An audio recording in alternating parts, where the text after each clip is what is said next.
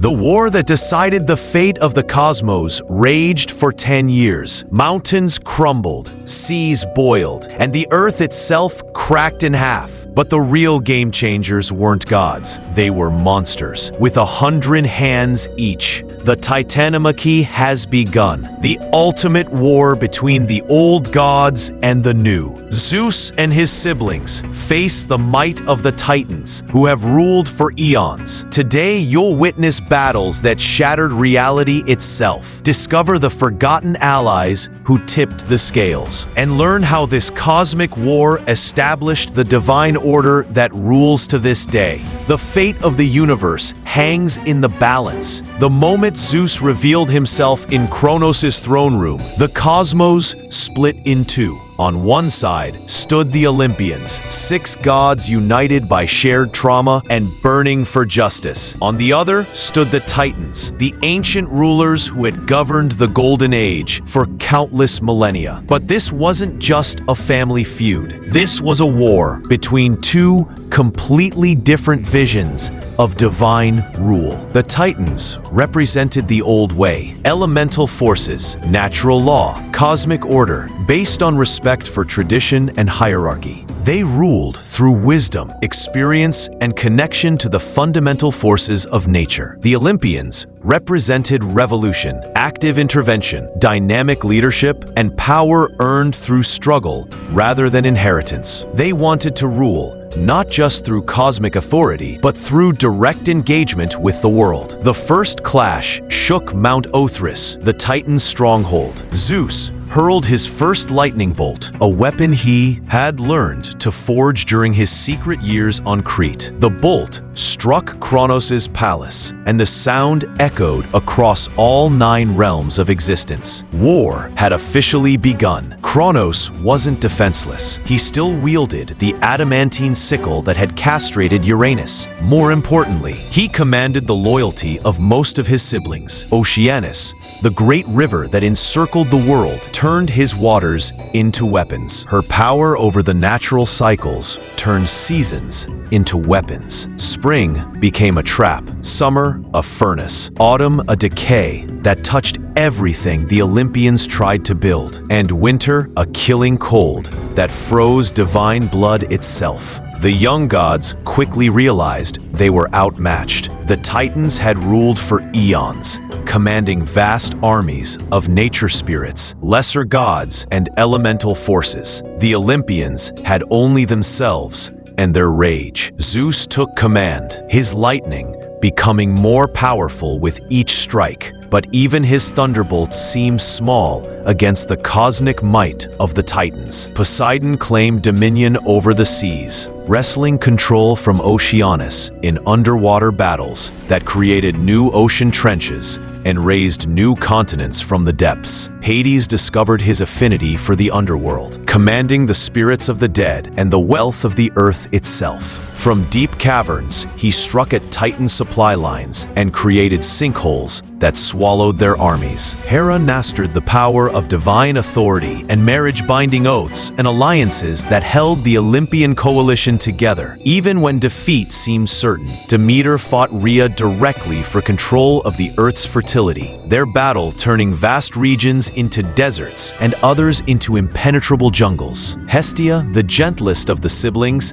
became the keeper of the divine fire that kept the Olympian cause alive, even in their darkest moments. But after 5 years of war, the stalemate was obvious. Neither side could gain decisive advantage. By the war's midpoint, the cosmos itself was breaking down. The constant divine battles had shattered the natural order. Seasons came and went at random. The sun rose and set according to whim rather than pattern. Mortal civilizations collapsed as the very laws of physics became unreliable. Neither side could claim victory. The Titans held most of the territory and commanded most of the cosmic forces, but they couldn't deliver a killing blow to the Olympians. The young gods fought with desperate intensity, but lacked the raw power to overthrow rulers who had governed for millennia. Zeus realized that conventional warfare wouldn't win this conflict. He needed allies, but who could match the power of the Titans themselves? The answer came from an unexpected source. Gaia, his great-grandmother, the primordial earth goddess, who had started this entire cycle of divine revolution. "There are others," she whispered to Zeus during a brief respite from battle, "imprisoned by your father, just as you were imprisoned. Free them, and they will tip the balance." She was speaking of the Cyclopes and the Hecatoncheires, the strange children of Uranus and Gaia, who had been locked away in Tartarus since the beginning of time, in the deepest, darkest realm of existence, behind bronze walls 3 miles thick. The most unusual beings in creation had waited in darkness. The 3 Cyclopes, Brontes thunder, Steropes lightning, and Arges bright flash, were master craftsmen whose skills surpassed even divine ability. With them were the 3 Hecatoncheires, Cottus, Briareus, and Gyges, each possessing 50 heads and 100 arms. These beings were living engines of destruction, capable of hurling boulders the size of mountains with the speed of arrows. Kronos had kept them imprisoned, not from cruelty like his father, but from fear. These beings were too powerful, too unpredictable to trust. Better to keep them locked away than risk them joining any rebellion against Titan rule. But Zeus was desperate enough to take that risk. The mission to free the prisoners required all 6 Olympians working in perfect coordination. They had to fight their way through the forces guarding Tartarus, break through defenses that had held for eons, and convince beings who had every reason to hate all gods to join their cause. The battle to reach Tartarus was itself epic. Kronos himself led the defense, wielding his adamantine sickle with skill born from millennia of practice. The clash between father and son above the gates of the underworld created the first earthquakes, as Zeus's lightning met Kronos's adamantine blade in explosions that cracked the earth's crust. Finally, the gates fell. The bronze walls of Tartarus cracked open like eggshells, and from the depths emerged beings of such strange and terrible power that even the Olympians stepped back in awe. The Cyclopes emerged first, their single eyes blazing with fires that had burned for eons in darkness. But instead of rage, they showed gratitude. Zeus had freed them from an imprisonment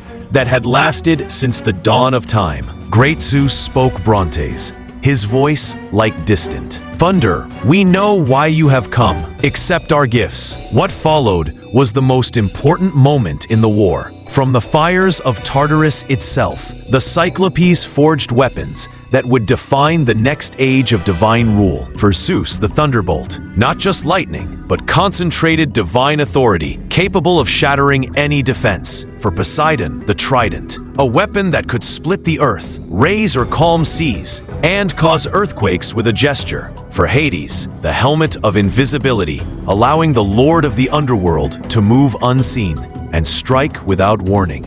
These weren't just weapons. They were symbols of cosmic authority, divine tools that marked their bearers as legitimate rulers of the universe. The Hecatoncheires emerged like living mountains, their 100 hands already reaching for boulders to hurl. But Zeus approached them not as a conqueror seeking servants, but as an ally seeking partners. "Fight with us," he offered, "not as subjects, but as equals. Help us overthrow the tyrants who imprisoned you, and share in the rule of the cosmos." The proposal was unprecedented. No god had ever offered partnership to beings considered monsters. But the Hecatoncheires remembered their imprisonment, remembered Kronos' fear and cruelty. "We accept," rumbled Cottus. "But know this, Thunderbearer, we fight not for you, but for justice." The war's final phase lasted only 10 days, but those 10 days reshaped reality itself. The Hecatoncheires were devastating. Each could hurl 300 boulders simultaneously with perfect accuracy. They fought like living siege engines, their multiple heads allowing them to see in all directions at once, their 100 hands making them impossible to approach in combat. But the real game changer was Zeus's thunderbolt. This wasn't just a powerful weapon, it was divine authority made manifest. When Zeus hurled his lightning, it carried the weight of cosmic law itself. Titans who had ruled for millennia found their power simply negated, their authority dissolved by a force greater than their own. The tide of battle turned at Mount Othrys. Zeus, now wielding his thunderbolt with devastating effect, led a final assault on the Titan stronghold. Poseidon's trident split the mountain in half. Hades, invisible beneath his helmet, struck from unexpected directions, but it was the Hecatoncheires who delivered the decisive blow. In a coordinated assault that lasted only minutes, they buried the remaining Titans under an avalanche of boulders, each stone thrown with the force of a meteor strike. Kronos made one final stand, his adamantine sickle gleaming as he faced his son in single combat. Father and son circled each other above the ruins of the Titan capital, divine weapons clashing in explosions of light and sound. But the outcome was predetermined. Zeus's thunderbolt represented not just power, but justice. Kronos' sickle carried only the authority of fear and oppression. When Zeus's lightning finally struck home, it didn't just defeat Kronos, it judged him. The king of the Titans fell not just as a conquered enemy, but as a tyrant justly overthrown. With Kronos defeated and most Titans captured, the cosmos needed new management. The three Olympian brothers divided the universe among themselves in the most important treaty in mythological history. Zeus claimed the sky and supreme authority over all gods and mortals. His thunderbolt made him the cosmic judge, the final arbiter of divine law. Poseidon took dominion over all waters,